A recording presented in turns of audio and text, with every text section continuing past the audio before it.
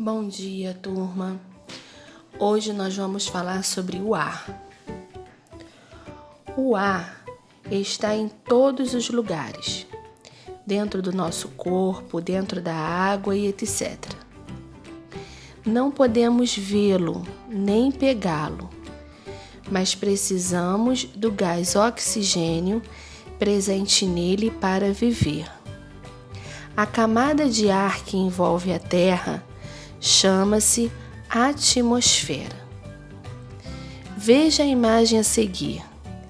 Ela representa as camadas da atmosfera: exosfera, termosfera, mesosfera, estratosfera e a troposfera. O ar da atmosfera é formado por uma mistura de gases, de vapor de água e partículas diversas, como a poeira. Os gases em maior quantidade no ar atmosférico são nitrogênio, oxigênio e gás carbônico. O oxigênio e o gás de maior importância para os seres vivos, pois é o ar que respiramos. Seu símbolo é O2. O nitrogênio é o gás mais abundante da atmosfera. Seu símbolo é N2. Apesar de o gás carbônico ser encontrado em pouca quantidade, possui uma grande importância. Ele é utilizado pelos vegetais na produção de seu próprio alimento, através da fotossíntese. Por meio desse processo, as plantas e algas respiram o gás carbônico da atmosfera e liberam o oxigênio, gás essencial para a respiração dos seres vivos. Os ventos formam ondas.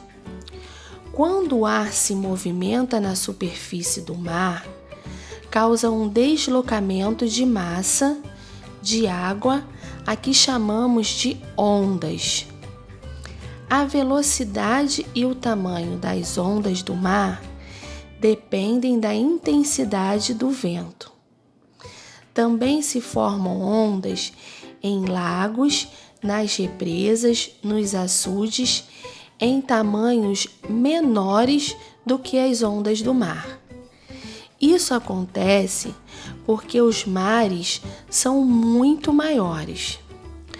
Nos dias de muita ventania, o mar fica muito agitado, com ondas muito grandes. Com a calmaria do tempo e do vento mais suave, as ondas vão aos poucos diminuindo de tamanho, independentemente da maré estar alta ou baixa. O tamanho das ondas depende basicamente de 3 fatores. O principal é o vento. Em região de maiores ventanias, as ondas são maiores, porque o atrito com a superfície faz com que se forme uma montanha de água mais volumosa. Isso acontece nas áreas distantes do Equador. A segunda causa é o encontro das ondas. Elas são massas de energia que se movimentam pela água. Quando 2 ou mais se unem, a energia se soma, criando uma onda maior. É isso o que acontece lá no Havaí. Por isso tem aquelas ondas lá enormes que os surfistas adoram, né? O terceiro fator é a forma do litoral. Se a praia for extensa, as ondas chegam até a costa sem encontrar barreiras. Portanto, são grandes. Se houver muitos cortes, a onda enrosca em partes da terra, perde um pouco de energia e diminui de altura. Agora nós vamos falar sobre os tipos de vento. Existem diferentes tipos de ventos e eles são classificados de acordo com a sua intensidade. Vamos agora conhecer os principais tipos de vento. Brisa é o vento fraco e agradável. Pode ser marítimo ou terrestre. Aquele ventinho gostoso, né?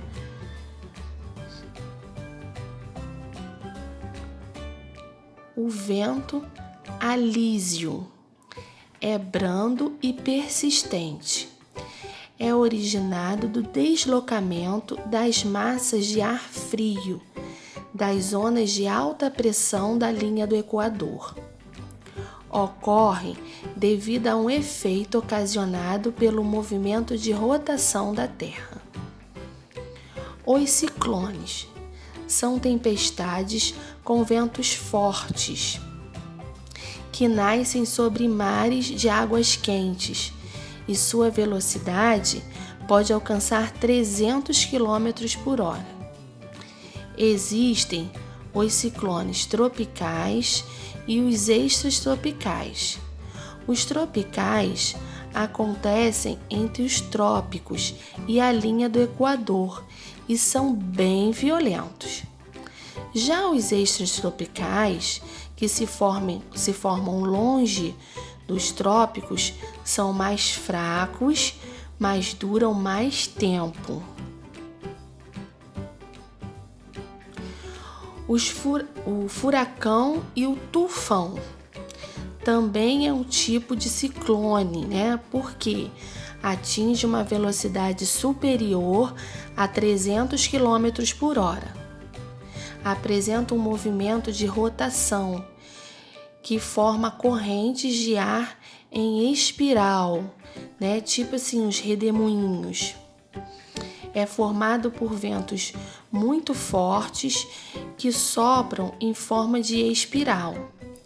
Os furacões podem ser devastadores, pois podem provocar chuvas e ventos muito fortes e destruir tudo que encontrar pela frente. Tornados são tempestades de vento e chuva que se iniciam no interior das nuvens. O ar quente gira cada vez mais rápido, formando uma espécie de funil. O tornado que ocorre no mar é chamado de tromba d'água. Os tornados podem chegar a uma velocidade de 300 a 480 km por hora. Os ventos dos tornados funcionam como um aspirador de pó, sugando tudo que encontrar pelo caminho. Vendaval é um vento forte com um grande poder de destruição e chega a atingir até 150 km por hora. Ocorre geralmente de madrugada e a sua duração pode ser de até 5 horas. Existem aparelhos que utilizamos para medir a velocidade e a direção dos ventos. De acordo com a velocidade dos ventos, é possível dizer quando uma massa de ar chegará em um determinado lugar. Para medir essa velocidade, usa-se o anemômetro, que é esse aparelhinho aqui, ó, que vocês estão vendo. Nesse aparelho, há um dispositivo que registra quantas rotações são usadas em determinado tempo indicando a velocidade do vento. É usado nos observatórios e nos aeroportos. Para saber a direção do vento, usa-se um dispositivo chamado biruta. A biruta tem forma de um saco aberto nas duas extremidades, sendo a extremidade fixa maior que a solta. O fluxo de ar que entra alinha a biruta de acordo com a direção do vento. É um aparelho indispensável aos aeroportos, pois os aviões só devem levantar voo e aterrissar no sentido contrário ao vento. Catavento. Já o catavento indica a direção do vento. Ele pode ter diferentes direções: norte, sul, leste, oeste. Na medição da temperatura, utilizamos o termômetro, que é um instrumento que pode ser usado tanto para medir a temperatura do nosso corpo, como para medir a da água, do ar ou de qualquer outra coisa. Geralmente, os termômetros são feitos de um metal líquido que se expande quando aumenta a temperatura, o mercúrio. Agora, turminha, nós vamos pegar o nosso livro, de ciências para fazermos as atividades, tá? Beijo, espero que vocês tenham gostado.